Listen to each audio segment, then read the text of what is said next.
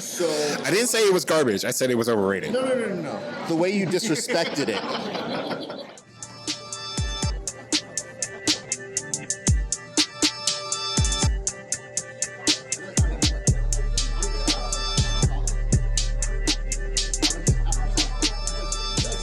Everybody, my name is Rafa Sparza. It's a great day for grappling, and I'm very happy to see you joining us on this very special episode of Grappling Hour. Why is this special? I'll tell you why. Because before the pandemic, if you can remember back to that time, we were trying to do a segment where we take some of our favorite athletes to a local bar or pub, and we'd have some drinks and do the interview out there. And then a pandemic happened. Kind of shut everything down. And yes, we did do some drinking remotely with some of our friends. It's just, it's not quite the same. But I'm happy to announce the return of our world famous Interbrew segment with a dear friend of mine. This gentleman who is going to be on today's episode is not only a great kickboxer, he's a great martial artist, a good friend of mine, and I hope that you get to know him a little bit better. He's going to be fighting this Friday on the Fighters Rep 11 card. He is a heavyweight. He's got a lot of opinions. He's never short on them. But I think you'll be entertained by the conversation that we have, and I hope that you get to know him a little bit better. So, ladies and gentlemen, let's not waste your time. Let's get straight to our interview with our good friend, Kevin Ross. Hey, what's up, everybody? It is a wonderful Sunday here at Tarantula Hill Brewing. It is the return of a segment that I like so much. We call this one an Interbrew. I know, trademark, me. I want to make sure that you guys understand, when I get the opportunity to go talk with athletes, I love to take them to bars. I love to get them a couple drinks and really shoot the shit with them. The problem is, most fighters before a fight can't really drink. But if you're in a division where maybe you don't necessarily have to worry about your weight and you're already on the mark, then you can actually take some time and drink. And that's what we're doing today. So today I'm happy to introduce to you a friend of mine who's going to be fighting at the upcoming Fighters Rep. That is going to be, I believe, on November 5th in Seal Beach. So ladies and gentlemen, please welcome Kevin, the light-skinned daddy, Ross. Kevin, how are you doing, sir? Doing great, Raph. Thank you for having me here. It's my first time here at Tarantula Hill. It's actually very nice, so I probably will be coming back 100%. Yeah, that's the hard part about doing the interviews is I forget at a certain point, like, oh, right, I have to do an interview. I just want to drink here now. Absolutely. This is going to be hard to do that. But we have 4 drinks that were selected, a very nice spread. I hope that you guys will get to not only try these beers, but you'll see our real reactions as we are going through them. I haven't had any of these, so I'm excited to try these. So. Well, we're going to start with this. This is the Tank Tops. It is a Tan Lines 5.5 ABV, and it is from, is that Kashmir? Idaho? Yeah, I thought Kashmir was in India, but... Yeah, okay, I don't know about that. Try it. But cheers to you, sir. Cheers, yes, absolutely. So let's start with this. I know that you have been in the background for years helping a lot of the guys in our crew get ready for fights. So, my question to you is, why fight? Like, where did that begin for you? I mean, I started doing Jiu-Jitsu in 2013, so I'm a competitive person, competitive in nature. Played basketball all my life growing up. I think this was just the next thing that I kind of latched onto. And yeah, man, I'm just extremely competitive person. You ask anybody, and any of my friends, they know. It's just I turn anything into a game, a competition. I like winning. So it kind of progressed from there, from Jiu-Jitsu to kickboxing, Muay Thai, all that stuff, and here we are now. You know, seeing my friends get in a cage or in a ring or anything like that, it just really amps up those feelings, that emotion. It's like, oh no, I need to do this. I need to do this. But you know, before all is said and done, before I get too old, that tends to be a thing. I need to do this, otherwise I will regret it. So. Okay, but did you grow up thinking that you were going to fight? Was that something that ever crossed your mind when you were younger? No, I mean, obviously now in today's, era, fighting such a bigger thing, but early on, I mean, like I said, I played basketball all my life growing up, so I just found a new hobby, and it was jiu-jitsu, and it kind of, blossomed into this striking and fighting type thing. So that's where I'm at now, and I didn't think about it early on. I wrestled when I was like in 8th grade or something like that. That doesn't count, but yeah, it was no striking combat experience early on, but yeah, here we are.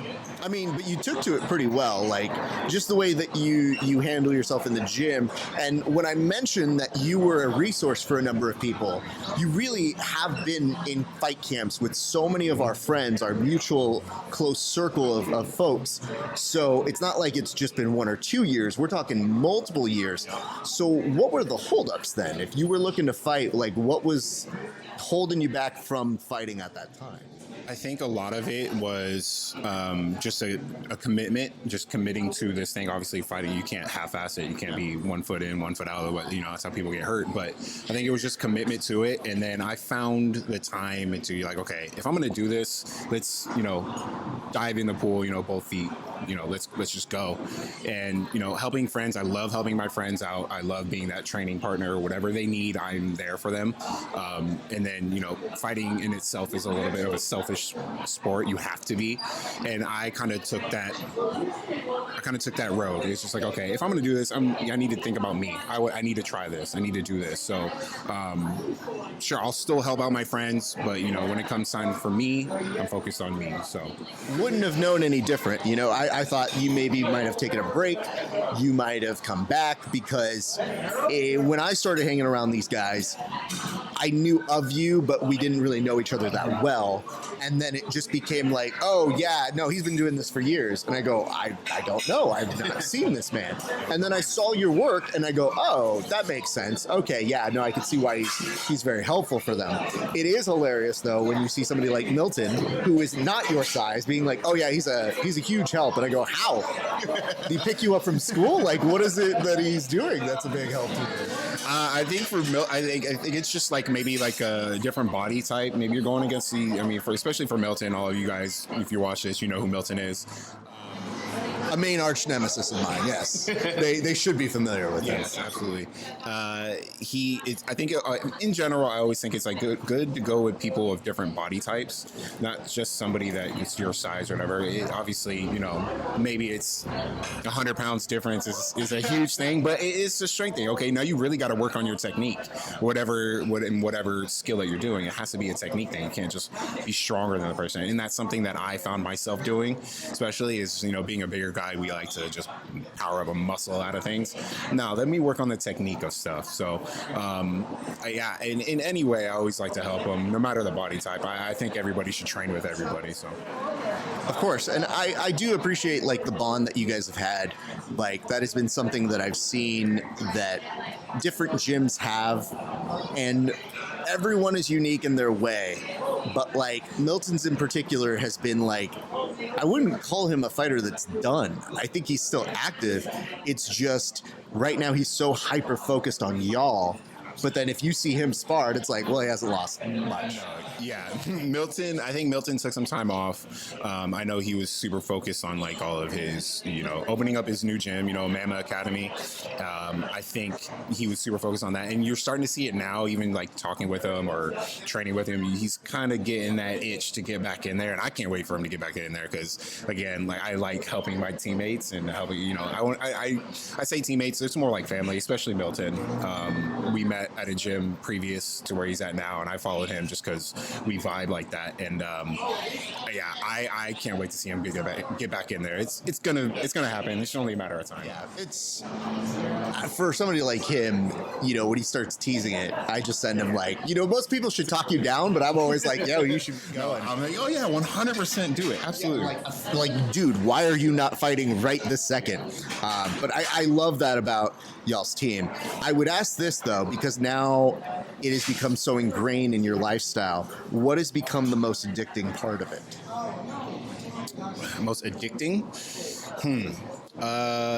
Again, as I've already said, I'm competitive, so even training, you don't like to like, oh, I won this thing, but I just like to see and feel myself getting better. And in anything you do, whether it be fighting or playing basketball or whatever, you want to see yourself and feel yourself getting better. I think that's the most addicting part for me. And then I do have a 5-year-old son who's taken to this very well, likes to beat me up. I think that's the next level of that addiction. It's just like, oh, he's gonna like this, and it keeps us coming back, keeps him coming back. And so I think that's the most addicting part of it. That's cool, because my dad took up golf and he was like trying to make it a thing for me, and I was like, no. But I'm like, Dad, I'm 6. What am I supposed to do with this, you know? You know what's funny? My son actually, he tried golf too. I have a friend that's a big golf fan, but like, my son's exactly like me. He gets frustrated, especially when I was a kid. I just get pissed off when I couldn't do something. Oh, fuck this, I'm done. Well, I think my dad tried over complimenting me, which was a good way of being like, oh, son, look at that swing. That swing's so good. That natural baseball swing is just giving its way to a good swing in the golf course. I go, that's not true. I know that's not true. I feel like those are two opposite things. They're very opposite, but the fact that I think in retrospect, he wanted to hold on to that time. So to me, it was like, ugh. All right, well, as long as I can drive the cart, and when I would drive the cart, man, I would go off-road. I would make him so nervous. And I just said, like, well, this is the cost of admission. This is what you want me to do? If you want me here, I'm going to do some crazy shit. I think he should have went maybe the Tiger Woods route and just, like, talk shit to you the entire time. Maybe you would have been one of the greatest golfers of all time. I was about to say, the real thing that I lost out on was my golf touch. My dad would have basically King Richard me. Yeah, 100%. In there and been like, I'm going to inspire you by scaring the hell out of you. And I'm going to win an Oscar. Yeah, absolutely. Will Smith. Shout out to Will Smith, yes. Shout out Will Smith, indeed. Some people say it's my doppelganger. I don't. Can you gotten that a lot. I don't see. Maybe when I was younger and like he was younger, but I think it's just because we're both light skinned. So I guess that leads us into the nickname. And I asked you this in a preview thing that we do. The light skinned daddy. What does that mean? I'm light skinned. I'm the daddy. But then I said, I'm not going to put this in anything. But where does the nickname come from? I'm the light-skinned daddy. I'm the father of all the light skins. Not I'm the first true creator. You know what I mean? I'm Apocalypse. Yeah, no, that makes sense. Except for the parts where it doesn't. I just know it is what it is. You can deny it all you want. It's just a fact. I know that when I come into things late, that I have no ability to impose my thoughts and my belief systems on the pre-existing things that are before me.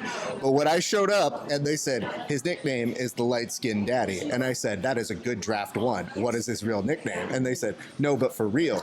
And I started trying to ask, I was like, is there any other reason other than, kids light that we're doing this? And they go, no. And I will say, if you guys are ever looking to be wonderfully racist, MMA is one of the few areas that you can still kind of get away with it, because if you notice, if you ever ask people who they're rooting for, they'll be like, I'm going for black dude, that the guy. white dude, And they'll be the like, Mexican dude. You really are just rooting for them because they're Mexican. Yes, 100%. Yes. I mean, you see that in boxing a lot too, right? It's just, especially like you get a Mexican fighter versus a black dude. That's a huge thing for whatever reason. But you know what? It puts out great fights. It does. And I still think it works the opposite way for me, because when people are like, yo, dude, you're Mexican though. You got that gritty Mexican style that you got to be able to have. And I'm like, bro, I'm not trying to have CTE. Yeah, I don't want to get beat up and win. I don't got a great reach. I don't got a great size. So yeah, what you're telling me is I just need to go in there and grit it and take some shots. That's not what I'm looking to do. You want to stay pretty and win, not just get beat up and win.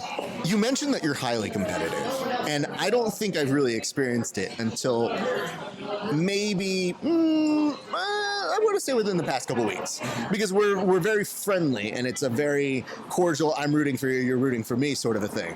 You're always very good about coming into our chat section when we have like fight companions, and you're always very vocal about your support of our show, which I appreciate. However, I did tell you, because I started to do the rationale, I was like, I don't think we've rolled together.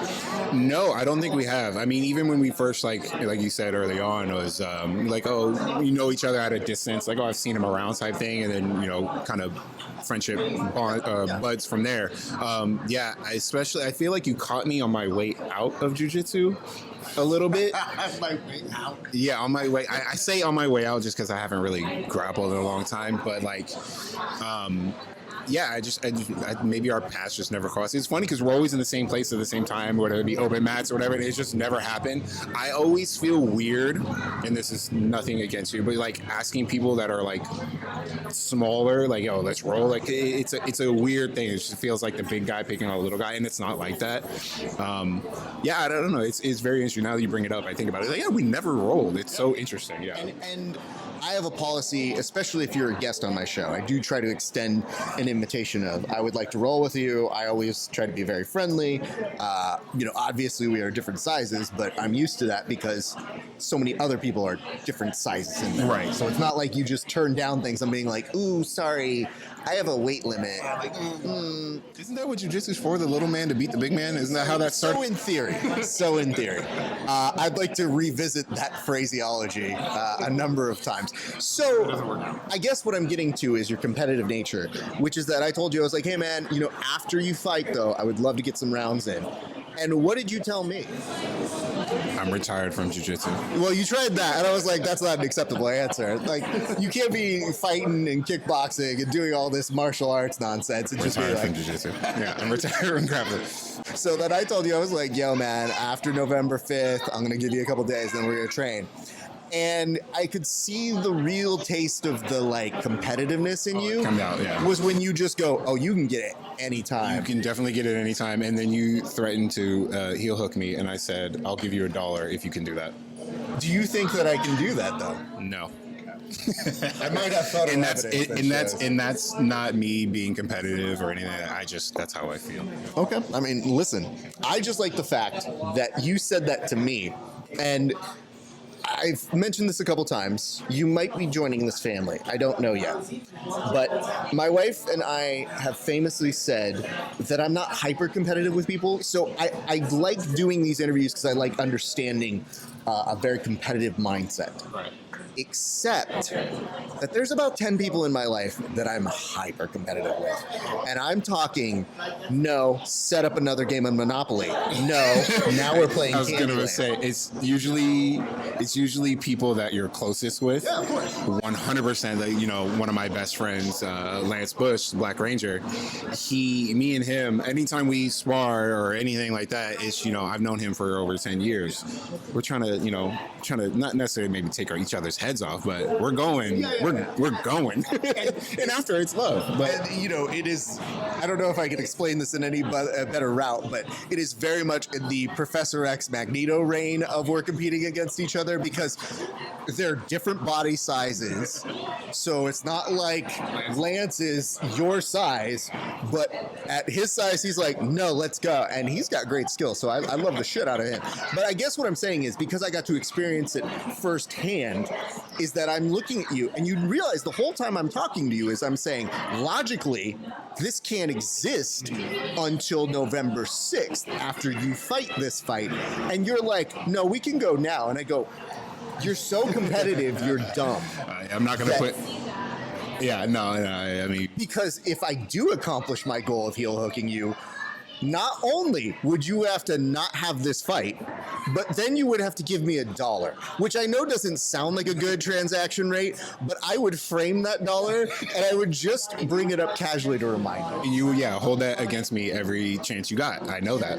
But with that being said, I am 1,000% confident that would not happen. So okay. I'm going to keep my $1 in my pocket, and you can just keep want to thinking let about the people know that there is a possibility that part of my competitive kit came in, and when we finished, and you were very nice to hold mitts, thank you, I appreciate that for me yesterday, and if you wait till the end of the episode, you'll see a little bit of that, but at the end of it, I merely just dragged you down because it looked like you were falling. Dragged me down. I feel like there was a handshake involved that transitioned into dragging me down, something like that. Try to sneak attack.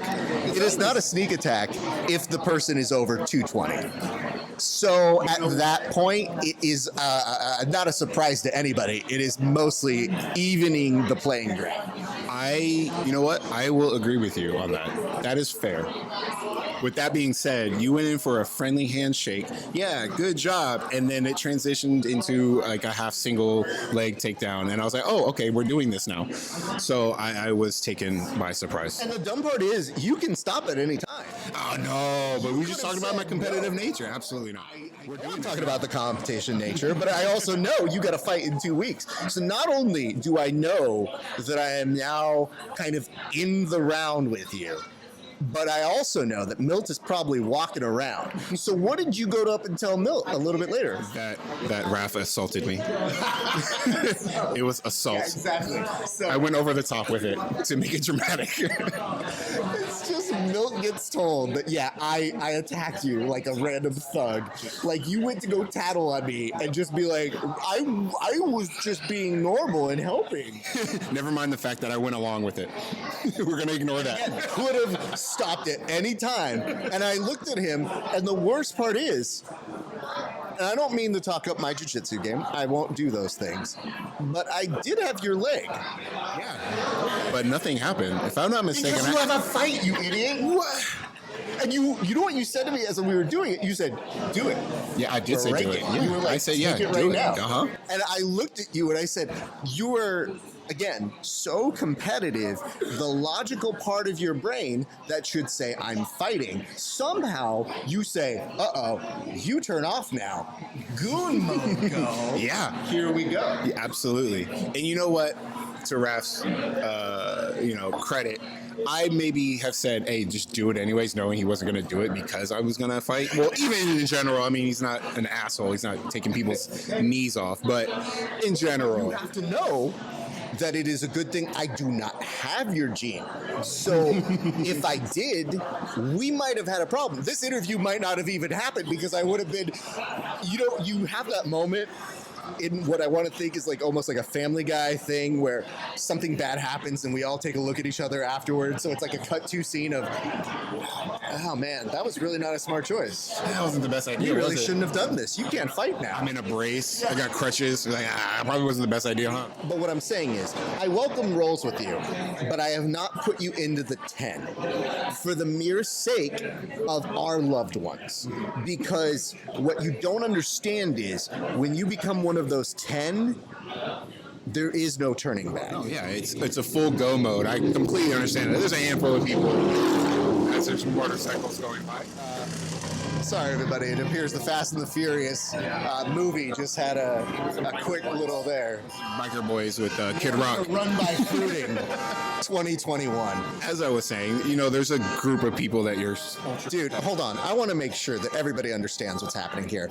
First, there's a biker race. Now, apparently, there's a car horn. I know you can hear this because this is pleasant hearing experience, and we're clear. And we're good. Now, everybody has those people that you're ultra competitive with, and it's anytime you roll, strike, play checkers, Monopoly, whatever it is, it's I want to beat you into oblivion. It's just what it is.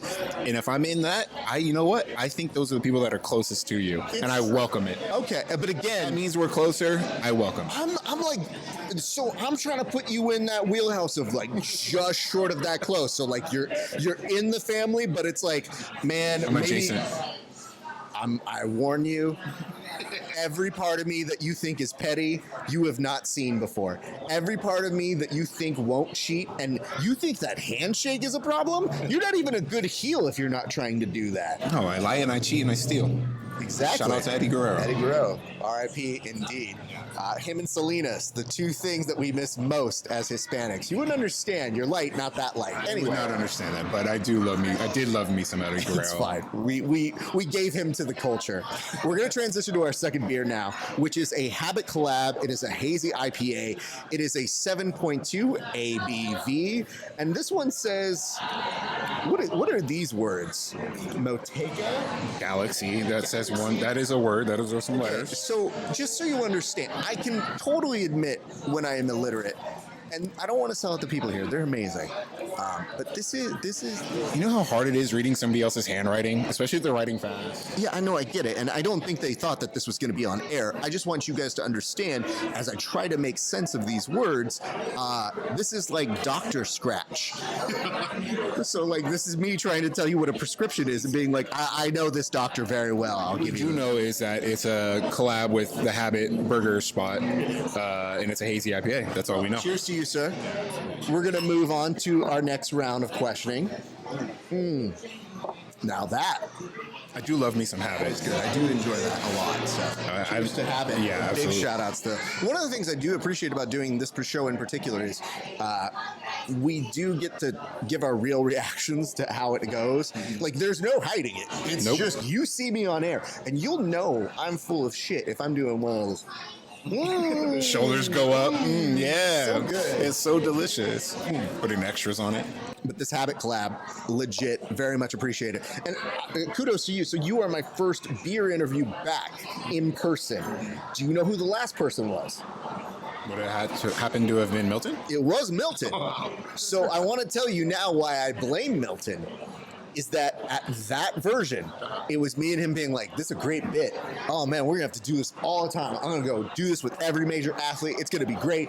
It's gonna go there. And then a pandemic happened. And shut everything down. And then I have not been able to do this. So I'm very happy that we are able to do this. I will say, I have also in part blamed Milton for part of the pandemic. Why is that? Well, so even though you're on the outside of the 10, Milton is on the inside of the 10. Yeah, I see it every single day. Because he gets so angry about it. And I know he's competitive too, otherwise he wouldn't entertain it.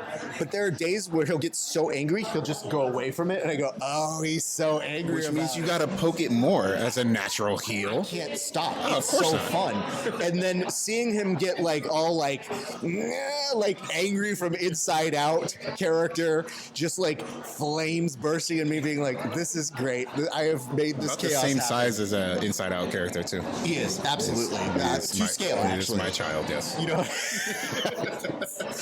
So what happened in that episode is that he had gotten on a kick of challenging me to rolling in the gi, and then he said, why don't we do it on like March 31st or something like that?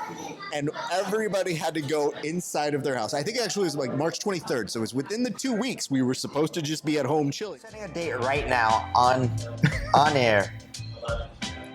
March 21st. Why the 21st? Because it gives me 3 weeks of gi training. March 21st, no time limit, sub only gi match. Sure. There you go. I'm fine with that. I will say, yeah, okay, we'll agree to that. And I go, what did Milton know? Because we did that He interview. knew ahead of time. I think everything shut down like on the March 13th because I was at work. I happened to work at a bar, and they were like, "Yeah, so tomorrow we're not opening." And this was the 13th, so he knew something ahead of time. No, you make some very good points. I think he knew something because that's the only reason he would challenge me, because he actively would be like, nah, fam, I'm not trying to roll today. If you think that I've bullied you, I Never. literally pulled him into rolls, and he's like, dude, I don't even do jiu-jitsu anymore. I was like, false. Especially in the gi. Well, now he's a big fan of the gi, and I'm like, oh, cool, who told you to do that? He went back to the gi. I put on the gi. I think I can count on one hand the amount of times I put on the gi, and I just was not a fan. Why, though? Can you explain why you weren't? So I started doing jiu-jitsu basically, I mean, not even basically, out of a garage with Bill the Grill Cooper and Jeff Glover. So if any of you guys know who those people are, which I'm sure you do, they are very free-flowing and, it's a very flow state. So that's how I learned, and that's how my style was. So then you take that in no gi and you put, a gi on, all that shit stops. And it's so much slower, and I hated it so much. And I maybe should have took to it, just okay, let me at least learn it. You get better at it, but I wasn't trying to feel do that. gi with Glover and Pete? I'm sorry, not Pete the Greek. Bill. Yes, I did. You did. Okay. I'm fascinated to know what that's like, because I know Glover more as a no-gi guy, but I do know he puts on the pajamas. And Bill the Grill Cooper is insane good at jiu-jitsu, Amazing. but you don't see him always in the gi. No. So he actually hooked me up with my first gi was the Grill, sponsored gi. I had his name on it and everything. So that was my first gi, my first and only gi. And so he made me and one of my other buddies, start training in the gi, going down to Paragon and Ventura or Santa Barbara and coming up with him and training with him in the gi. And I hated it so much. You got some more motorcycles coming around. But I hated it so much, it left a bad taste in my mouth because I wasn't able to do what I wanted to do. But I mean, obviously, they're phenomenal at jiu-jitsu, whether you got the pajamas on or not. So with that being said, why did you start leaning away from jiu-jitsu? I think I just kind of fell out of love with it because I did love it early on. I did like grappling heavy, and then I think I just sort of took a better liking into the striking. I can't point to one specific thing that that turned me off of it. Maybe I'll come back around to it. Sorry for the biker boys. Maybe I'll come back around to it. They didn't get it the first time. They didn't finish the scene. They got to do another take. Vin Diesel specifically came up and was like, "Yo, you guys got to do that one more family. time. There was not enough family in that one. We need more family in this. Buy us a little chase." Beer. Yeah, so I can't point to one thing that made me kind of get away from it. Okay. Maybe. So, having said what we've all said here, are you going to roll with me in the gi now? I don't have a gi. Oh, I can find you one. What is it? Was it A2-3? Okay, I got your size somewhere. Don't worry about that, big man. Listen, if that makes you feel better to try to. I'm saying in addition to beating you and heel hooking you. That's not happening. But if you want me to put on some pajamas for you to make you feel better, for Raph, for you, I just think you're will. so competitive that it would be so hard for you to say no. Oh, I wouldn't say no, absolutely not. And you just didn't. So It's definitely not a no. But if I'm doing it to make you feel better, Raph, absolutely. I think it's so wonderful that you need a hitch to say that it would make me feel better because you would lose at it, that you need to put that little asterisk there and be like, oh, I'm just facilitating this for Raph. I have no shame in losing. Everybody loses in life. Okay. Especially if it's something that I'm maybe not the greatest at in grappling in pajamas. That's just not real life. It's not real. It doesn't work. But, Wearing clothes right now? Is this not a gi? Yeah. Look at this. but if we were to grapple right now, are you trying to grab a lapel? No. Dude, with as big as you are, I'm not trying to box you. You think I'm stupid? You think I'm trying to... No, that's what I say. If we were to grapple right now, you're not grabbing a lapel. Absolutely would. I literally have to... Okay, so... You're going to go for my legs because that's what you like to do. No, I do everything. The problem is that what I am entertained by is knowing, I usually do a download of somebody's game. So even without rolling with you, I just knew I was like, yeah, I gotta attack his leg. And then literally take him out that way. Because even if I miss and something happens, a smidge off of your leg, the rest of your movement is going to be hindered by that. Yeah, I'm a big man. I literally have to strategically do this. You have to understand, I am essentially Batman in the Justice League because I have no superpowers. So my superpower is being jiu-jitsu rich, which means I have a job. Have a game plan for every single one of the Justice League members. So when the Justice League members are like, Batman, you have files on us? I was like, yeah. And I'd do it again. I literally, for each of you goons, in case you all go Superman on me. Wow out on me, I know how to take you out. That's fair. I may or may not do that with my friends. You should. I encourage you to do it to keep yourself safe. I just think that you're too big, that the risk would be too high for me to just be like, oh, let's just play and see how this goes. And I think that is smart of you because, you have to have a game plan. You're not going to just come at me with pure strength. Oh, no, God. No, I'm not even trying to do that. I can't even lift shit, so that's not even my game. You were mentioning, though, that as you were going through being competitive, you do have these moments where you understand you lose. What has been the biggest overreaction to losing that you have recalled having? This is going to sound like I'm being an arrogant dude. but I don't lose often. I mean, I'm undefeated in I'm undefeated in kickboxing. This might sound arrogant, and I don't know how it's going to sound, but I've never lost in my recollection. In competition, I mean, I'm undefeated as between MMA and kickboxing. I'm going to go ahead and just let him have that because I am supporting him on that. But I don't know that I can in good faith say you don't have a story where you lost at something. I'm going to get to that. Okay. I'm going to. It's a real big preface, by the way. Talking about this, I'm getting there. So I'm undefeated in kickboxing, MMA. Yeah, I'm gonna revisit. We're gonna hammer that point. We're gonna hammer that point. I have several medals from Jiu-Jitsu competitions, but I will, speak to the one point early on, and I won't say too early, but when I started doing Jiu-Jitsu, as I mentioned, out of a garage, Bill and Glover were coming over to the garage. They also brought along this kid named Chris Holdsworth, and if you were in the Jiu-Jitsu community, you know very well of Chris Holdsworth. Chris Holdsworth is also 85 at 125, 35? Yes, I think he is 125, if not one. He is not a very large man, but I have never been choked harder in my life than by Chris Holdsworth with the head and arm, and I will never forget that, and I tell that to everybody. That's why I'm telling it to you now. And I was just like, I don't know how to process this. I don't know how to process this. It was so amazing. Yes, 125-pound man, and I have no shame because this man went on to, didn't he win? He did. And Chris Holdsworth is actually an old friend of ours. Yes, that was one of the only times I really met him. I'd seen him at Jiu-Jitsu competitions outside of that, but he was a very cool dude. This was right before he was getting ready to go on Tough, and he choked the shit out of me, and I was like, I don't know what the fuck just happened, and I've never been choked harder. Because his skill level was so high at that time. 100%.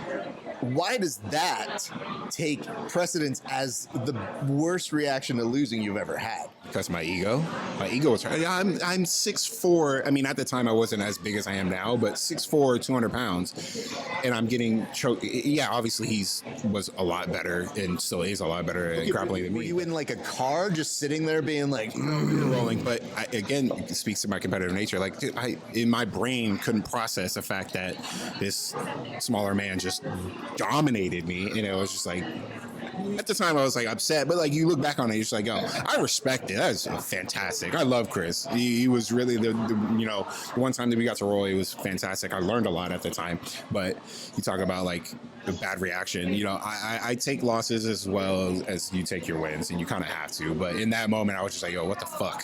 For years, I've told people the way that you take your losses is going to show what your potential is for the next thing. Right. So I've always told people, I'm like, yo, every time I would lose at something, I would get so hype because I'd go, okay, now I know a new clue. And it would fuel me to doing the next thing. And I wouldn't know what the next thing is until I achieve something.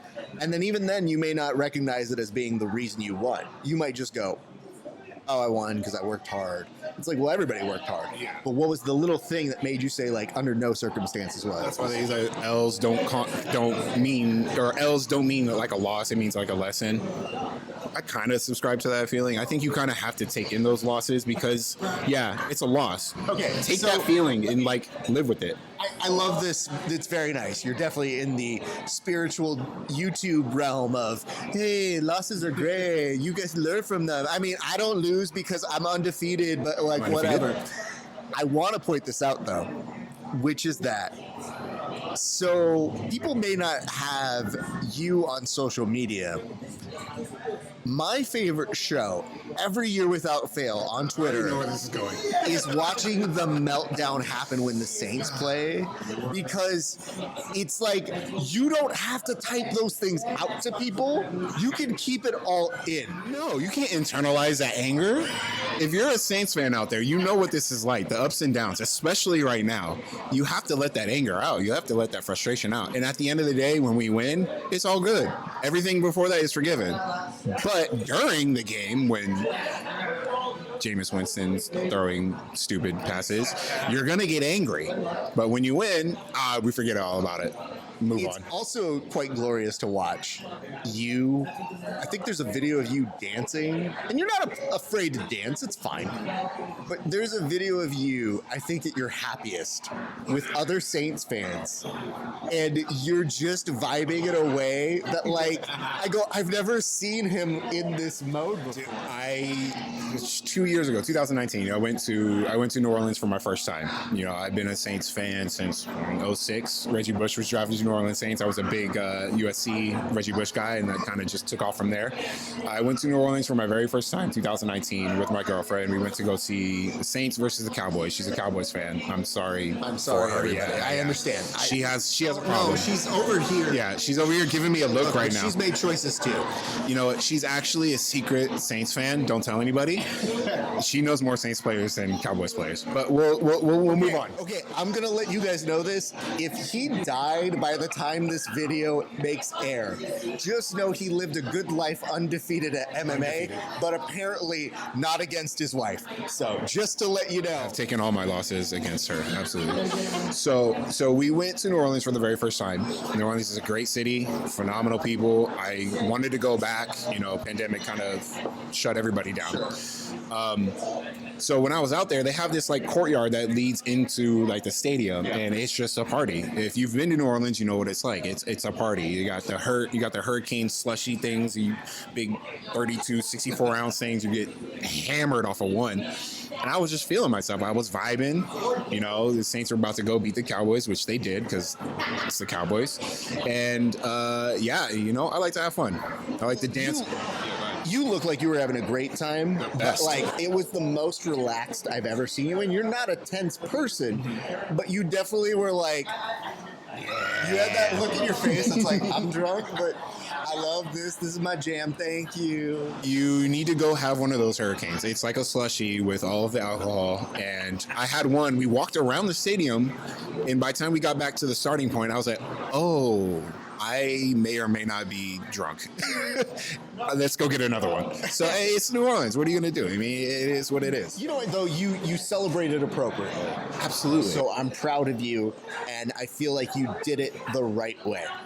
Yes. Having said that, though, your meltdowns on Twitter are it's appointment television. Like, I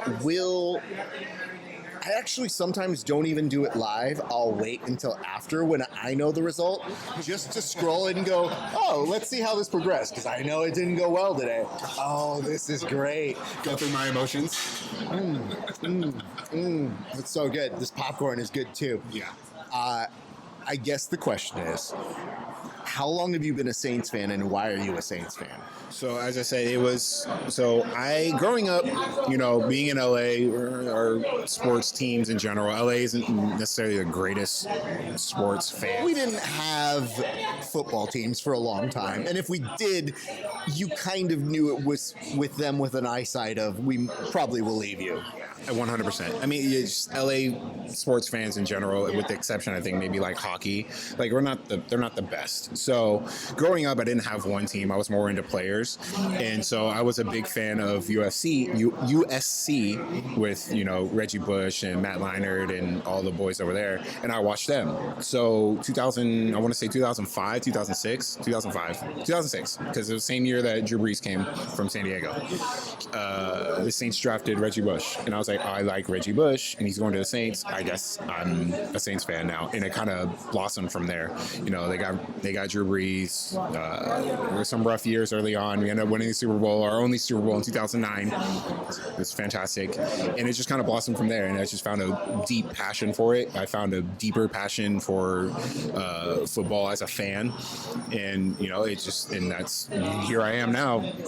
However many years later, being a Saints fan, going through the ups and downs. Drew retiring. Now we got James.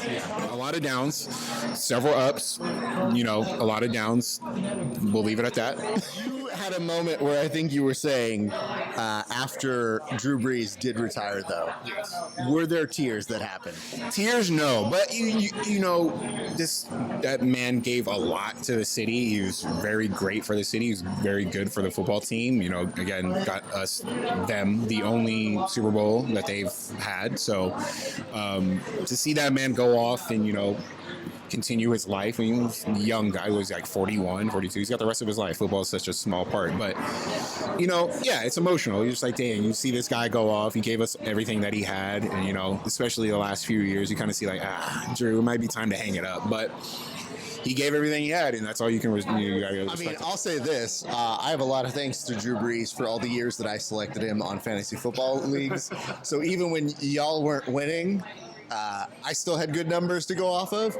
And I remember some of my friends in our fantasy leagues going, so Raf's strategy is just to get Drew Brees. And I was like, prove me wrong. Yeah. Drew Brees as a quarterback for fantasy was great. As a receiver, not so good because he would spread the ball around so very well. Oh, well, you have to plan accordingly. I would go deep three with a different receiver where I'd go, if I do have them connected, I'm going to double my bonus here. Yeah, it's hard to stack them because it would not be my number one. So I don't. It sounds like faulty planning if people are thinking that, or unfortunate for your team, but great for my fantasy league and why I won. Anyway, here's what we're gonna do. We're gonna take a quick little stop here, and what we are about to do is a segment that I appreciate, and I think sometimes the guests do, where I'm gonna give you the opportunity to take this notepad. I will write 5 questions for you. You will write 5 questions for me. You can literally ask me anything, and I will answer them to some degree. I mean, I may lie on some part of it. Discretion. For the most part, yes, you have free reign to do that. So we're going to take a moment to do that, and then we will return with more Grappling Hour in just a second. Last experience was very good. Felt great to win. I told George I was ready to go as soon as I got out of the ring. I told him, let me know for the next one. I'm ready to go. Hit me up, give me a date, and I'll say yes. The next challenge for me is getting that second win, moving forward. Camp feels a little bit long this time. My competition drive keeps me focused. I'm super competitive. I like to win. That's what I'm here to do.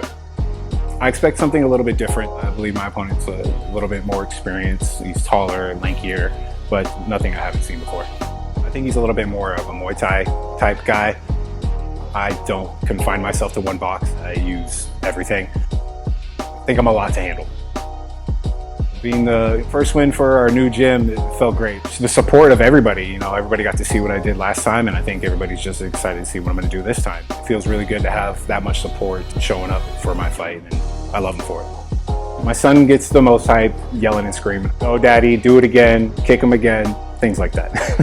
You know, I look over and see my son and my girlfriend right there and let them know that I love them. It's a good feeling. I'm going to go in there, I'm going to put on a show, I'm going to do what I'm going to do, and I'm going to win. I don't want a decision, I'm trying to get in there and get out and celebrate. When I win this fight, I'm going to tell George the same thing I told him last time. Let me know when the next one is and pencil me in there. My name is Kevin, the light-skinned Daddy Ross, fighting out of Mama Academy, fighting November 5th, Fighters Rep 11, Seal Beach, California. Be there.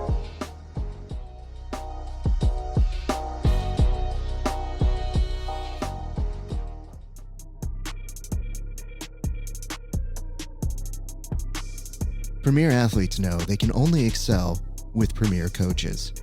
That's why Premier fight fans know they need PremierFightPicks.com. We're back, and we're not doing this for a second take. How dare you accuse us of that? You're wrong. We're right. Here's what's happening right now. I have written questions for him. He has them on his side. He has written questions for me. We're going to go ahead and get straight to this. But now that we have the opportunity, because we're doing this for the first time, obviously, to do this the right way, we're going to go ahead and preview what we are drinking. We have 2 beers left. This one is the Red Widow.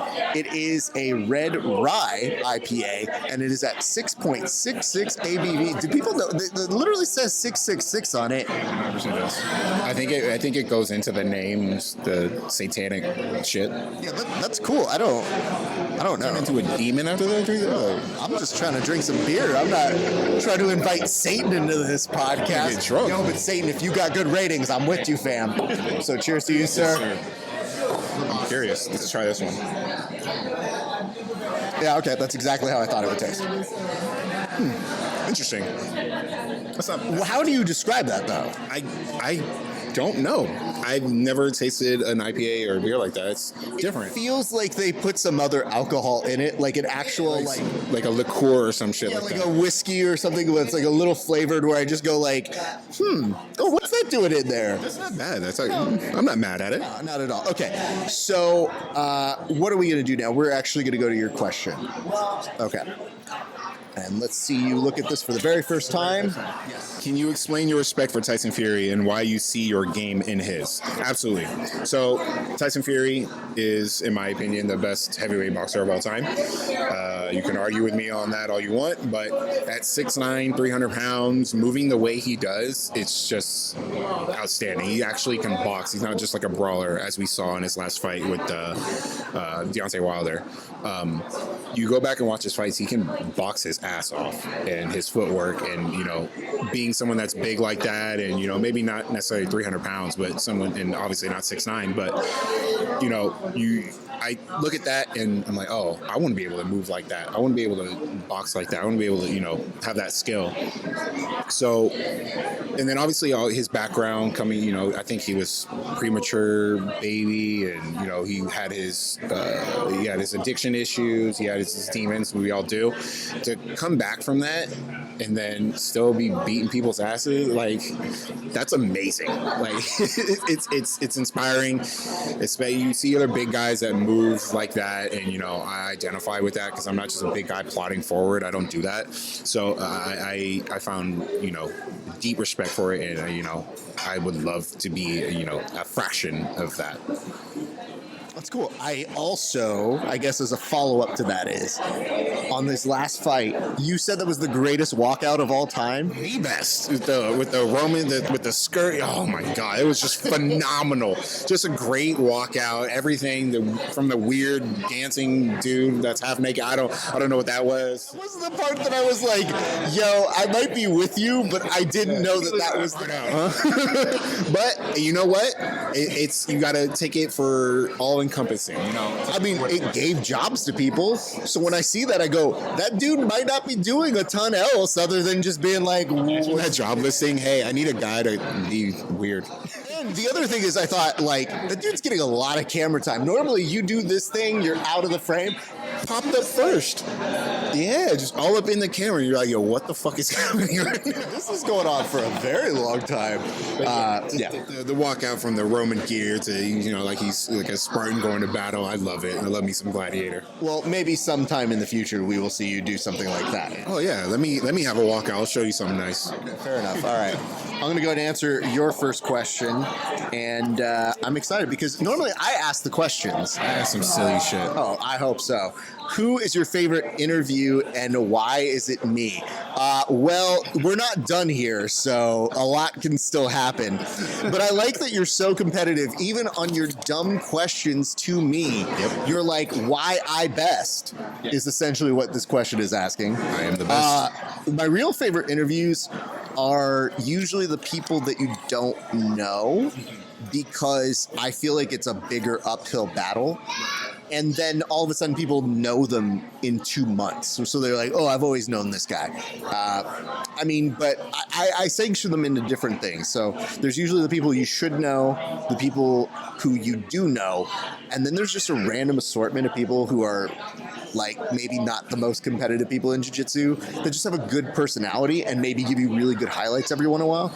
But I mean, the easy answers are always like your Gary Tonins, who high return on investment because he'll play, dude. He understands like none of this is over serious.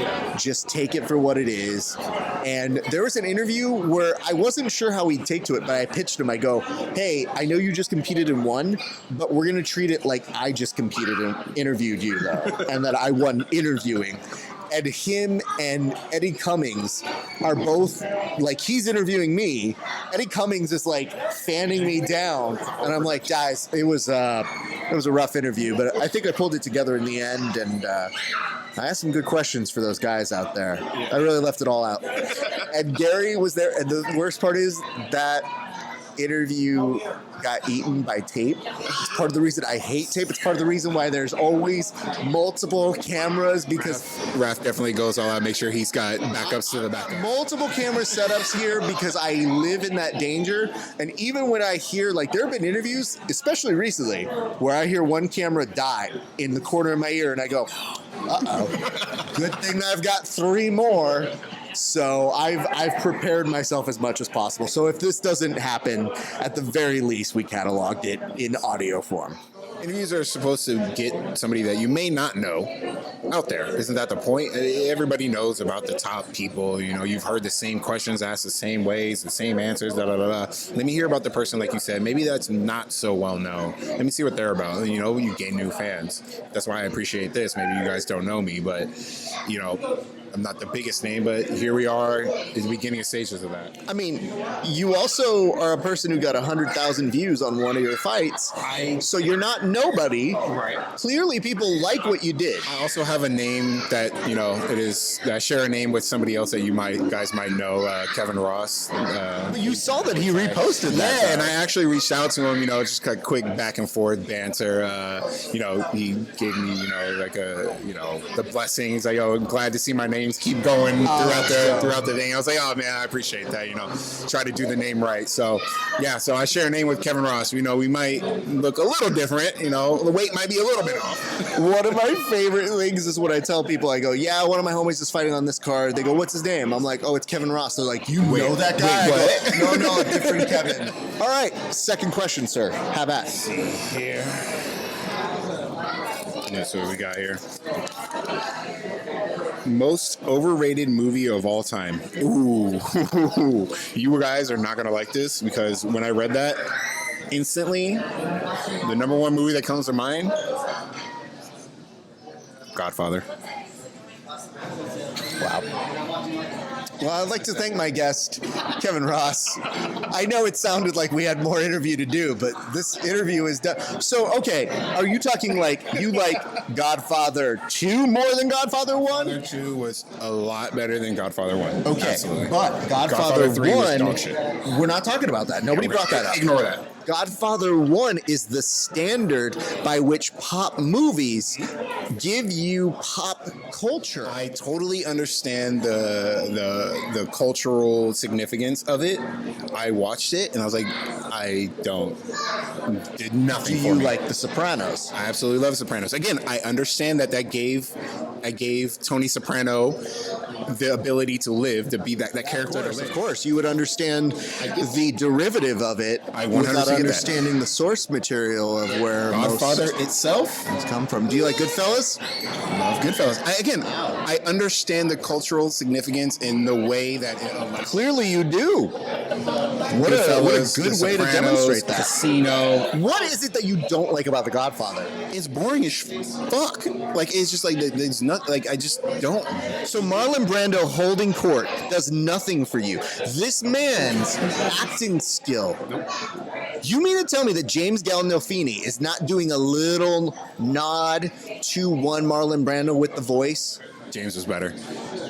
I appreciate the character a lot better than The Godfather Are himself. you just in the element that you grew up at a certain time and 100% that could be one it. hurt you in a way that you are like, I just don't understand this? You know what?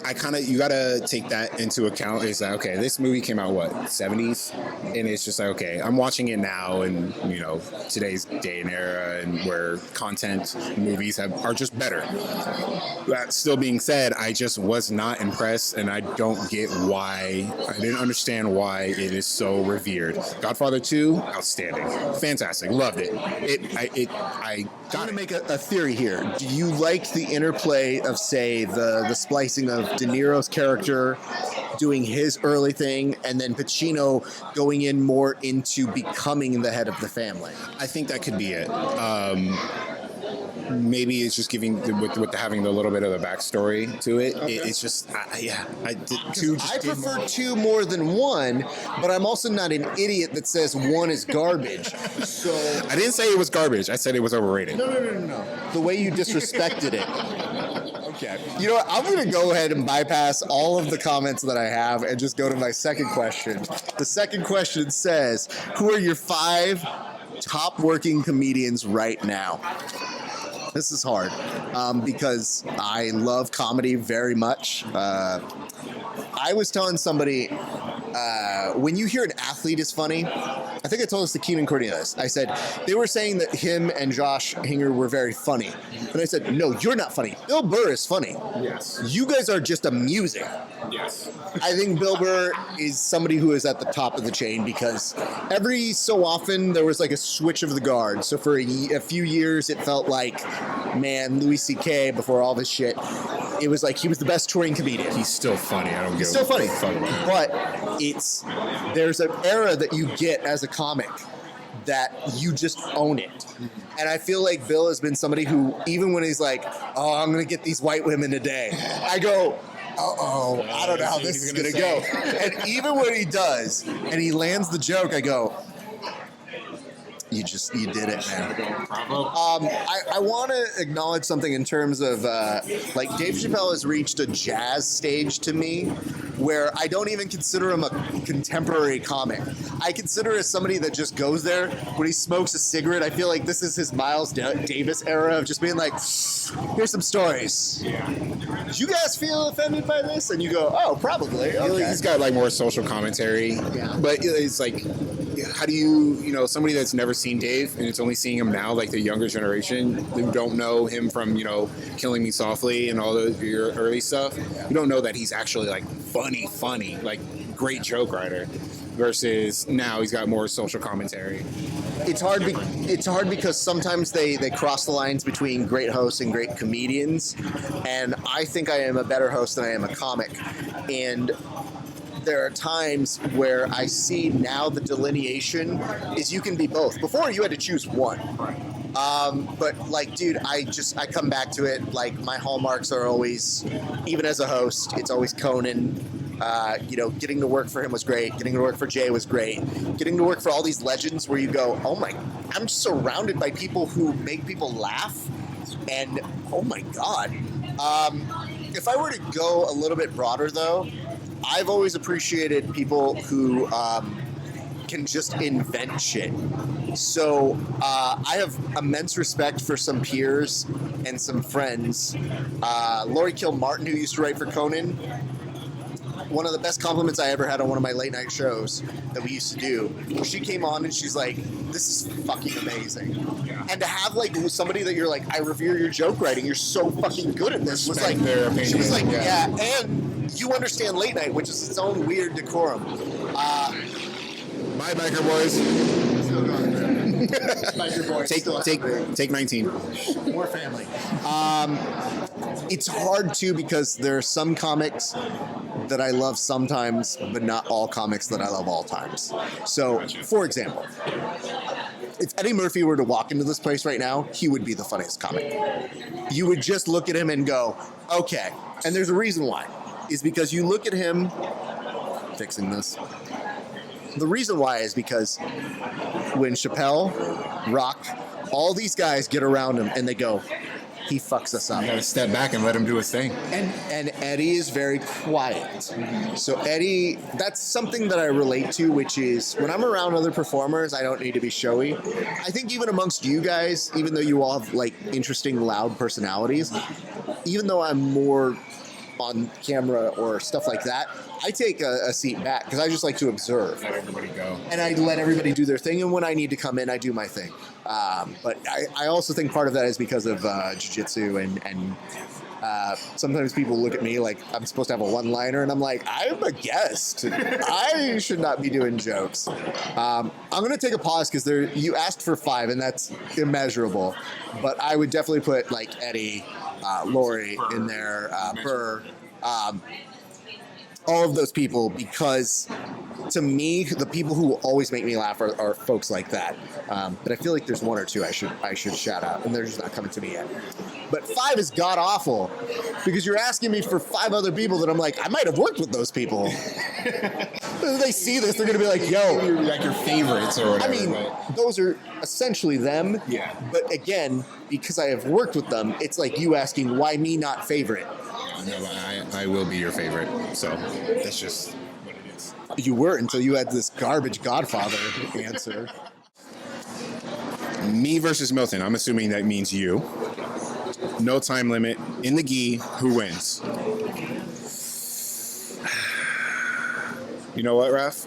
To be fair, I have not seen you roll in a gi, maybe once or twice ever. Okay. I only know of Milton, who I also have not seen a ton of in the gi, because especially he just got into it. I don't know. I honestly don't know. And I'm not just saying that because I'm sitting here in front of you. I honestly don't know. I'm going to take Milton, though. Can I ask why? I don't have any specific reason why. Wow. I just want to So say you're that. Maybe literally just saying get that under to your try and skin. get under my skin? Yeah, maybe. You know the difference is that I prepared for that and I built that in and I love your support of him, but I also know you my don't guy. know enough to be informed. Yeah, 100%. I'm basing this off of pure emotion. No other reason than or skill or none of that. It's just, no, it's Big Milton, just because maybe it'll get under your skin. It probably won't, but I just like the idea. I think he's going to be very entertained by that. Oh, yeah, he'll laugh and he'll take that and, try to rub it in your face. But you already know that I'm just saying this to maybe get under your skin. I understand your competitive nature is that you're actually using an answer to try and be competitive with me in that. The lame thing would have been, you would have won. You would have won, Raph. Like, That's the polite thing to do. Yeah, fuck that. You'd be like, hey, listen, I'm on your show as a respect gesture. I will tell you that you. That doesn't mean I don't respect you, but maybe I just want to drum up some, little dramas. See, I'll sit back, throw the firework in. Would you sit there for the entire time? Probably not. That's what I thought. Okay. It says, what is your go-to beer? Whatever is in my fridge. No. There's one that if you go to the store, I'm looking for this thing. Like for me, I like Ballast Point Sculpin. That is my favorite beer. Makes sense. Top of the top for me. If you're going to the store, I want a 6-pack real quick. I want my thing. It's been a long day interviewing people.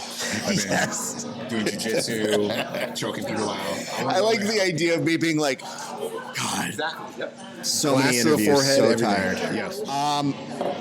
I am preferential to a certain kind of IPA that if I get home, usually I want something light because I just kind of want to go down. We mentioned, so this next one we're going to do is a sour. I love sours, but when you crave a sour and it may not be as good as you want in your head, I have to come here to have a sour. I'll be like, oh, I love this sour, and I'll taste it. I'll be like, this is garbage. It's always the worst too. I've recently been infatuated with double IPAs, and depending on the day, I come home and I pop one open and I'll get there. But dude, sometimes you gotta understand, when I was in college and I first started drinking, I was a cheap date that did the Bud Light. The Bud Light. And so I was like, I have not had a Bud Light in, I cannot tell you how long. woof. It's been a long time. What the fuck? Someone got Now there's shot. a Mini Cooper doing a backfire. And then if you're looking for regulars, even the other night, somebody handed me a Stone, and I was like, oh, I remember this. Oh, that was a long time ago. I remember this era of my life.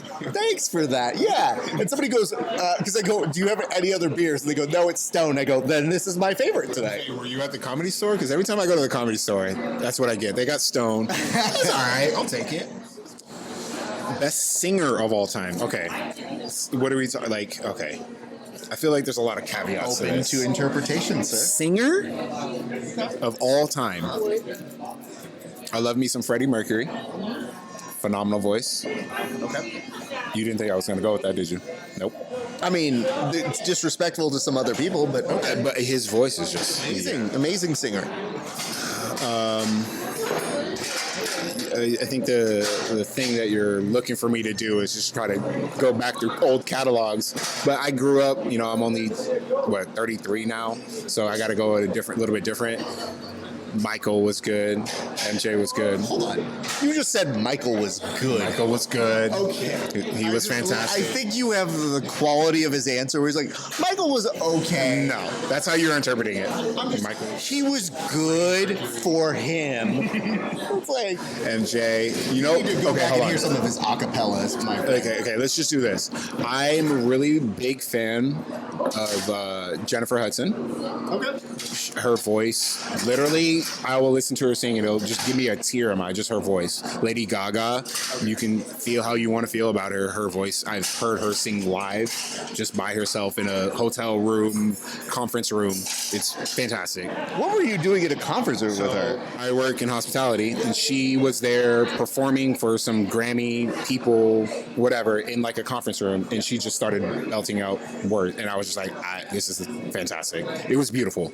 Lady Gaga, Jennifer Hudson, who else has got I don't know if I could say the best. Adele. My girlfriend over here told me Adele. Adele does have one of, if not, especially right now, top voices. I appreciate the sensitivity you have about singers over fighters, because you'll tell a other fighter, oh, you're not as good as Tyson Fury. But you were like, I don't want to ruffle feathers because Michael was very good, but Jennifer Hudson, also Lady Gaga, I can't choose. Notice how they're all women. I just think women have a better voice. Women have the better voice for singing. Women also tend to train their voice, whereas sometimes if you're a guy and you have a good voice, you almost wreck it, like without fail, because there's an inherent like, are these alcohol and drug things? Yum, I'll do that. And then you go, yeah, that's gonna affect your voice. Not me, not forever. Okay, David Lee Roth, we'll see you in 2 years and what happens. Let's see what happens with that. No, yeah, I'm really partial to like a Freddie Mercury or a Jennifer Hudson or like a Lady Gaga. You like a power voice. I love me a power ballad voice. That it does it for me. That's why I love Jennifer Hudson so much. Dreamgirls? What are we talking about? Oh my God. Wow, listen to that. Oh. So I will tell you this right now. I did not think she merited an Oscar for Dreamgirls, except for this reason. I think they gave her an Oscar so that they could have her come back and sing every year on the Oscars. I think when I saw that movie, I was like, yeah, I mean, you sing great. We'll give you a Grammy. But when you're talking about an Oscar, I was like, That's fair. I mean, who else has an Oscar that maybe doesn't deserve it? 3-6 Mafia. You know, it's all out here for a pimp. hold on. Were you rooting for Dolly Parton that year? No, but it's just funny. Really, it's not that they don't deserve it.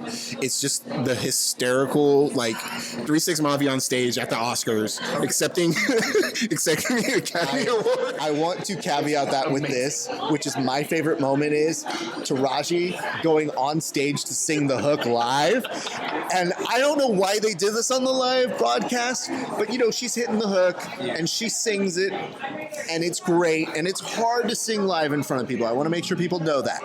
But they do this thing where they decide that, much like a show tune, she's going to hit the last note.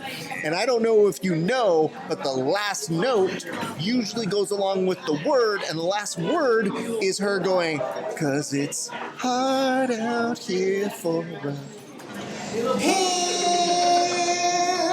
And like nails it, and I go, wait, why did we have that as the closer? On stage at the Oscars, pimp is the last word out of her mouth. Man, this is unprecedented. There's no way this is gonna win. Dolly Parton is gonna win for traveling through. Oh my God, 3-6 Mafia won an Oscar.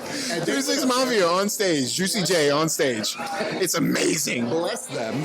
But then also for them to be like, yo, I can't believe we're here. Okay, thanks everybody. Bye. Jon Stewart. At this time, 3-6 Mafia 1, Martin Scorsese 0.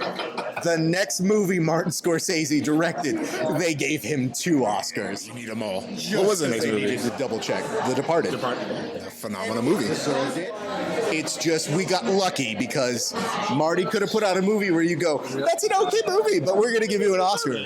Good for you. It says, when did you start training? I started training back in May of 2009. So I guess fun story is a mutual friend of ours, Michael Frosto. Do you know that person? Yes. He, I think we can actually pinpoint that he trained a week after me. Because I sent an email to the instructor that we all know. Yes. And I said, hey, on the website, it suggests you get privates. I would like some privates. And they did not hit me back. That's unfortunate. I joined the gym and I said, I really want to learn, but I know I'm going to be really behind everybody. And my favorite thing is it was a 10th planet, but it was also me learning the 10th planet system at the very beginning. So there was a lot of me going, why are we doing cartwheels? Wait, what? I didn't do cartwheels as a kid. I'm not going to do a cartwheel now. Get the fuck out of here. And they're like, yeah, you'll be fine. I go, this is fucking dumb. Like, why are any of us doing this sport? And they go, no, it'll all make sense. And then I think the first time somebody showed me a cartwheel pass, I go, it's a lot. It's a lot. It's not for everybody. So, yes, back in 2009. Unfortunately, though, so in 2009, my mom passed, so I had to take that. Thank you, I appreciate that. But I took a year off because I was just like, I'm going to be close to my family. I'm going to do my thing. Dude, I wanted to train. And then finally I said, you know what? I think I should probably learn the gi. And so for those 2.5 years that I really wasn't training as consistently enough, it was always like, I'm thinking about jiu-jitsu, I'm thinking about it. Dude, I'm like, some of my peers now have black belts, and I'm like, damn. And then you think about it, and then you could be mad about it. But then I also got to a point where I go, it's actually good it came back to me in a couple years because I was more ready for it. And, you know, I took care of my family at the time I needed to. Most important. Absolutely. But then it became like, oh man, I'm never going to let this go now. So now if other things come in, I know how to build it into my system and I know how to have it. But I just remembered even my wife was being like, are you going back? Like, you seem like you're not training there. I was like, I have never left. So when I went back, though, I went back hard. And I feel like, yeah, since then, dude, but logistically, I think you could say 2009, but realistically, I consider 2012 the real date. What made you send that email or reach out to that person? So I'm very honest about my skill level. So when people are very nice and say things like, oh man, you're actually pretty good at jiu-jitsu or stuff like that. I hate that. That actually, like, you expected me to be bad or Well, something to be like fair, that. if they say it to me, I do understand it.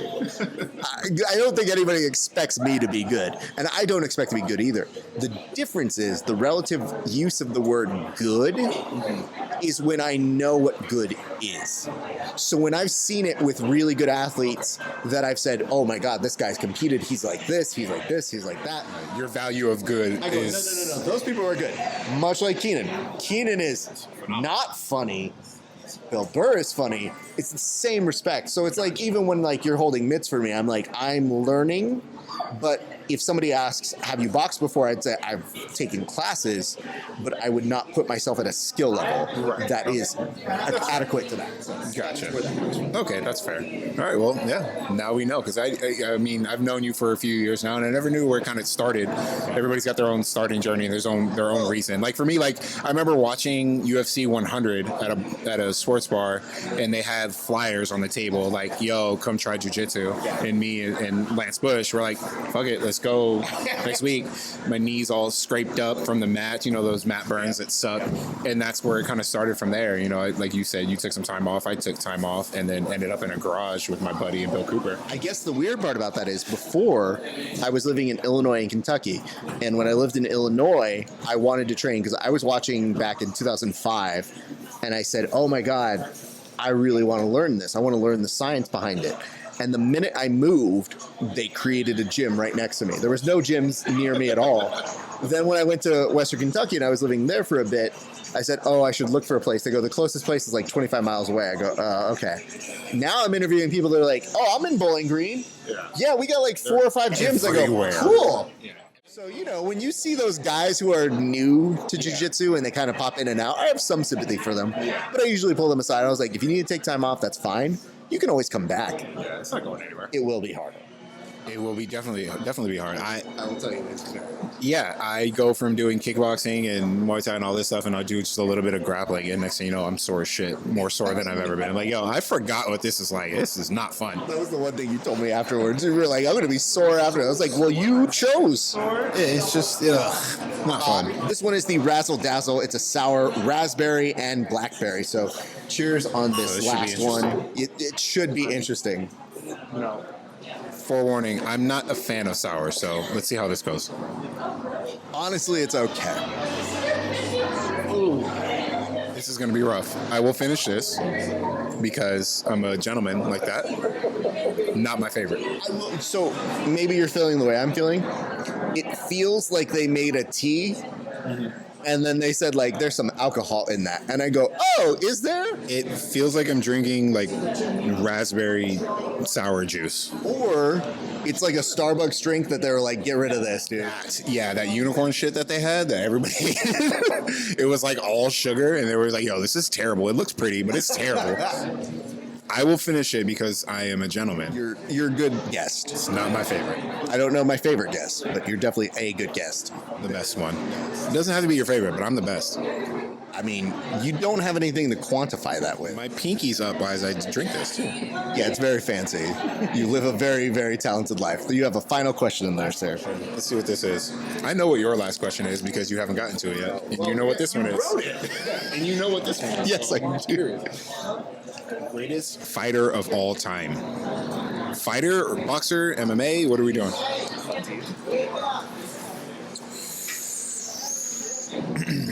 When you say fighter, it's not just boxing. It's not just MMA. When you say fighter, it's all encompassing. So you can't. It's hard to pick a boxer because if a boxer was taken down on the ground, they're in the ocean and they're a fish, and the person that took them down is a shark. Yes, so, that's a very good description of how fighting works. Yes. So, greatest fighter of all time.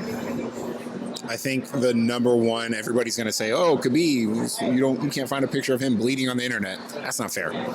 There's people that came before him.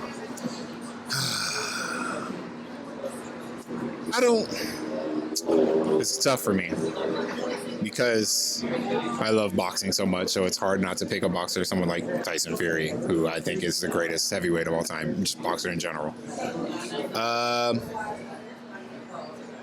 Controversial, John Jones. I say that with a question mark because I'm curious to see how you're going to respond. Yeah, he's still fighting charges, so you can contextualize that way too. No, listen. John Jones outside of the cage is not the best person. John Jones inside of the cage is the best person. Also, an incredible fight IQ. It's again, it's me seeing someone again. He's a little bit, maybe we're the same height, but just being able to do what he does. It's been a while since we've seen him do it, and maybe he's kind of hit that downward slope of his career, like as all people do. But when he was doing it and beating people up, it was convincing. Like when he won the title against Shogun, like dominated Shogun. It's not Shogun now, just obliterated him. Like it wasn't even fair. Children, go out and YouTube the previous Shogun fights, specifically in the Pride era. Because when you watch those fights, it is always interesting to see it with the given context of now where people go, oh, that should have been easy for him. I understand it.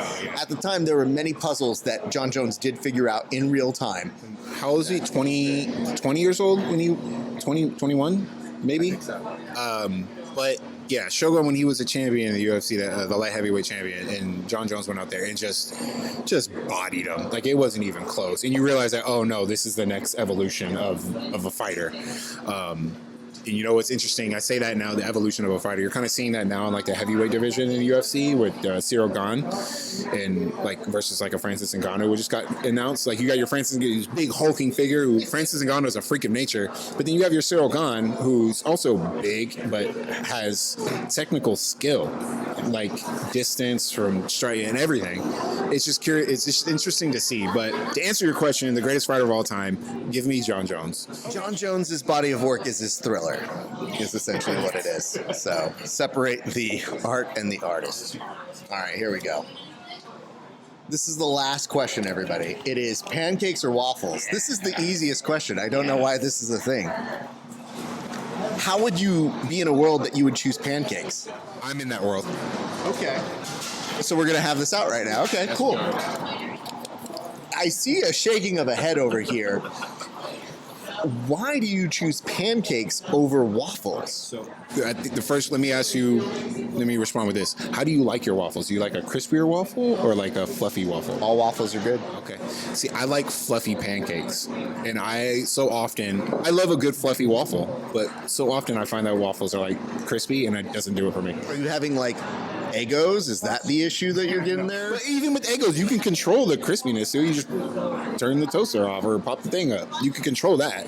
But just like a Belgian waffle, you go to a restaurant, whatever. What kind of ghetto-ass waffles are you having? Because if you put a prime pancake to me, I'll say, that looks nice. Okay, good. I'll have some of that. But if you give me a waffle, I'm going to be like, I'm going to massacre that. Nah, I'm going to massacre some pancakes. Give me a tall stack, 5 pancakes minimum.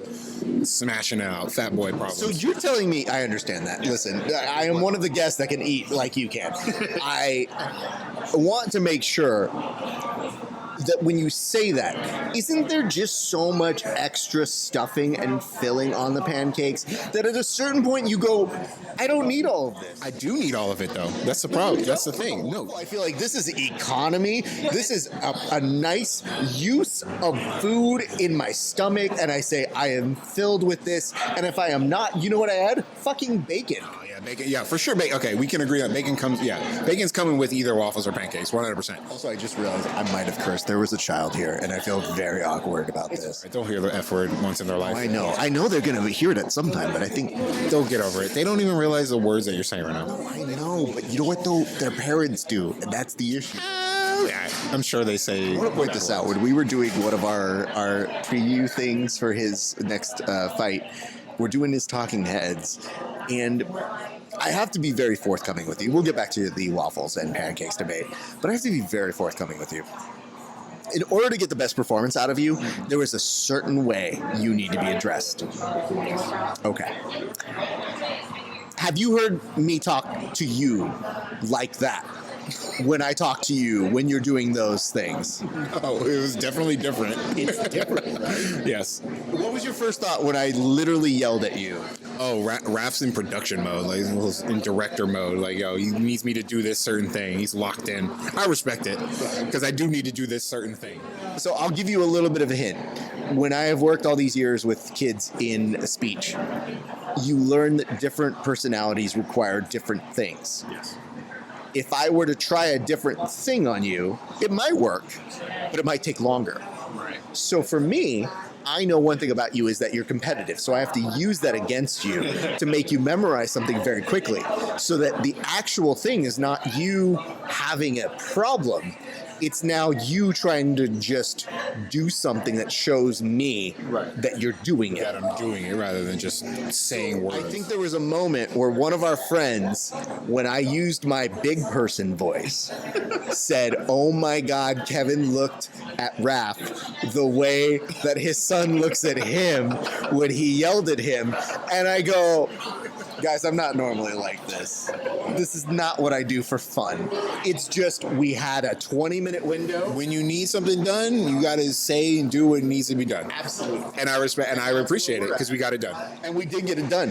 And more importantly, I looked at the script that you were supposed to read and I go, lot yo, of that's a words. lot of words. I don't know if Big Man's going to be able to get this in this much time. Back to waffles and pancakes. Waffles versus pancakes. Another thing why I don't like waffles is when you're spreading the butter. I don't like a ton of butter on my waffles or pancakes, but the butter gets stuck in the little crevices of the waffles, the contour. Those are pockets. I don't want that. You put a little bit in each pocket. You don't. You spread out the pockets. I like very light butter, and you can't do very light butter on You waffles. don't have to have butter. That's the beautiful part about waffles. You don't have to have butter. What? You don't have to. They are so good and crispy if they are done right and not getting the ghetto waffles that you're apparently getting. I don't understand. So I feel like you're underprivileged. I think that's the biggest problem with this whole thing. My experience with waffles, it's just not good, and I don't like it. Give me a pancake, a nice smooth surface. I don't got to worry about the butter. I do. Okay, listen. Roscoe's chicken and waffles. I do like their waffles. But if they had pancakes, I don't know that I wouldn't pick pancakes over the Yeah, waffles. okay, because that's the business model they went with. Roscoe's chicken and pancakes, really high selling. It'd be like going to DQ and getting like actual food rather than ice cream. Like, you brought that upon yourself. Why would you do that? I'm so surprised that this was the final question because mine was fight related at least, and yours is like It's something different. Yeah, we sit here and talk about grappling and I fighting. really want to make sure you guys understand I am wrong about pancakes and waffles. But listen to this discourse, this disagreement that we're having. Like, with fighting, it's just like, oh, okay, that's just your opinion. But no, I'm okay waffles with and the question. pancakes. I just want to make sure that you know that when you present this information and you say pancakes are inherently better, and then you have very little evidence for it. I can tell you that I enjoy them more. But like, it's just like when I said Godfather's overrated, and I'll say it again. You're more upset about this waffles and pancakes thing. It's a good final question. It is a decent final Debated. Hotly debated. It's the most important part of the show is now people are going to walk away with this. And you know, You're going to talk about this after you watch this. You'll be like, oh, do you like waffles or pancakes? it's entirely possible. I would tell you this. I think there may be a scenario where after you have your fight, and I give you a few days to relax, we will grapple. Yes. And then I think we will set up a day where we get Pancakes. No. Actually, you know, that's what it is. If I catch you with a heel hook, you have to have waffles. Okay. That sounds like a win to me. Unfortunately, Fat boy. What do you mean? Yeah, all right. I would just prefer I pancakes. think you haven't understood my premise. When I literally put up the ante for me and Milt to have our gi match, I was like, loser grabs beer, and he goes, deal. And I go, because we're both getting beer. So nobody really is going to go there. The loser has to buy beer for the other one, watch him drink it.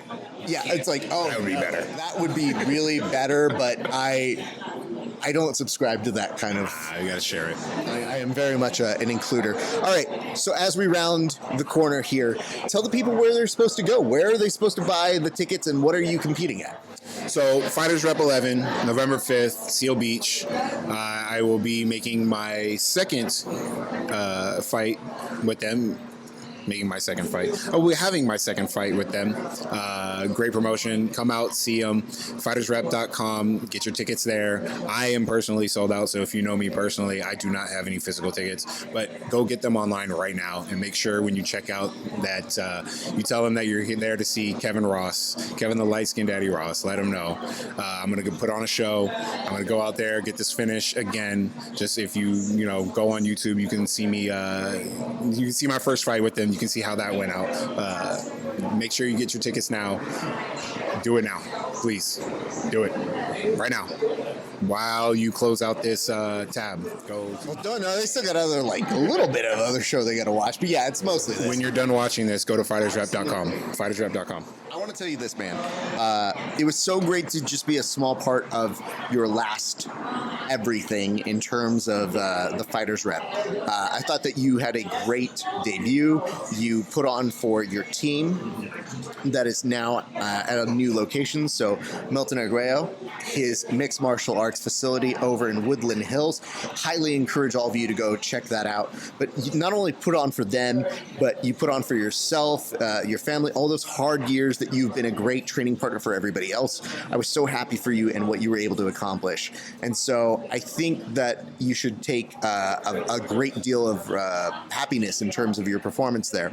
I would say, though, that only sets you up to be heel hooked in the future in a way that I think would be embarrassing for a real fighter, Dad.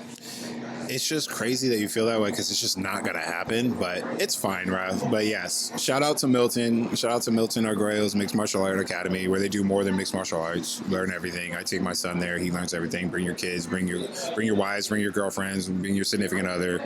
They do great work out there. I do take great pride in being that first win for his new gym.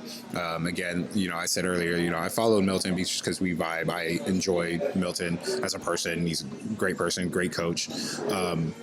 I do take great pride in being that first win for the new gym, especially in this year. This will be the second win when I don't know when this is coming out, but It'll be right before, yeah. right, whatever the case is, 2 wins for the gym. Let's go ahead and speak that into existence. Yeah, man, it's I treat my teammates as family. I see them as family. So when we all go out, when anybody does anything, we all support. So I want to thank them while we're here. Thank them. Thank you for having me here. This is great. Albeit this last beer. This is the last thing that you're having, really, before the fight. My favorite, right? Yeah. This will be my last one. As a heavyweight, we can afford, a couple beers here and there. I'll be honest with you. Normally, I have these interviews after with people, and you're like, "What am I trying to do here, Raph? Win Mr. America? Like, what am I doing?" Yeah. Listen, Fat Boy need a 10-piece after this. Okay. Well, cheers to you, sir. Congratulations. You're a little bit behind me, but that's okay. I'm gonna smash this out. It's fine. It's okay. I still finished before you. I want to thank you guys for watching. I hope that you enjoyed this episode of Grappling Hour. Go see him fight. If there's one thing you know about Milton Arguello's Academy, it's that they always show out. Yes, sir. It's pretty clear. So if you guys are looking for tickets, go encourage people to go and see this man fight. I unfortunately will not be there. Apparently they don't have media on this one, so I am wishing you the best. You're there in spirit. It's fine. You say like I'm some sort of force ghost that died. You might be. You might be Obi-Wan. You just show up out of nowhere as a ghost in the corner. Oh, hey, look, there's Raph. Teach me the ways. The worst part is my force ghost is still taking photos. Like, my force ghost is still doing work. Still in the corner taking photos, not just being like a ghostly figure. The force ghost is supposed to be retired, enjoying their afterlife. Nah, I'm like, yo, I got questions for you. How'd you feel about that? Well, either way, Kevin, again, much appreciation. Great work here. Hey, love you guys. We have a little bit more show. Stick around for that. We'll be right back. And that's going to do it for us here on the Grappling Hour. My thanks to you for watching all the way through. You know that these episodes are special ones. And it really does mean a lot to me that you guys would support new talent and give them the same love you would give any of the major stars, even if it's not necessarily a grappling episode. I know we get to talk a lot about our own grappling experiences. Hopefully you know a little bit more about my own history and my grappling, but also getting to find out the other martial arts that are out there. I also want to give a big thanks to our friends over at Tarantula Hill Brewing Company. They have a phenomenal establishment. They were so kind to us. They gave us first-class treatment, and I can't say enough good things. When Kevin said at the very beginning of the interview that he would definitely return back there, he's not kidding. We've already made plans to go to celebrate his win when he wins later this week. So I want to say thank you to that. And thank you to our good friend Milton Arguello, who also helped to coordinate that. We appreciate you all. It means the world to us to have the support of local businesses. And we hope that you, our loyal viewers, also go out to support your local breweries and pubs, because it's been a rough year for everybody. So I'm going to tell you guys one last thing before I get on out of here, which is this. If you are going to be watching ADCC this weekend, we will be here for all of it. And I mean all of it, I mean all of it. We will be here for all of the trials that are taking place on the East Coast this weekend. So join me. We'll be airing live out of New Ground Jiu-Jitsu this weekend, all weekend. And yes, we will even have a fight companion for the UFC 268 card. So in essence, I'm going to be pulling a all-dayer into nighter, into dayer again. I might die on air, but really, isn't that kind of why you tune in? I don't think it is, but the only way you'll know when these things are going up is to give us a like and a follow on all of our major Grappling Hour platforms. So we will be live on YouTube and Facebook. So follow us at Grappling Hour. You can also follow us at Grappling Hour on Apple Podcasts, Spotify, you name it, Instagram. That's another good one. Follow us on everything. And if we would be so kind, give us a 5-star review over on our Apple Podcast page. That's going to do it for us this week on the Grappling Hour. My thanks to you. We're going to have one more episode later this week. I hope you enjoy it. But until then, it's been a great day for grappling. We'll see you back on the mats.